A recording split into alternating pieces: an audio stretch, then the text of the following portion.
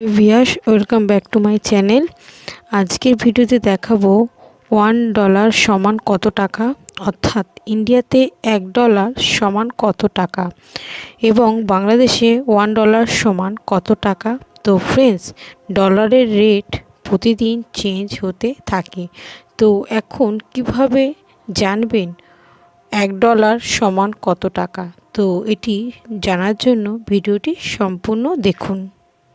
Welcome back. তো friends, $1 সমান কত টাকা এটি জানার জন্য প্রথমে গুগল ক্রোম ব্রাউজারটি ওপেন করতে হবে।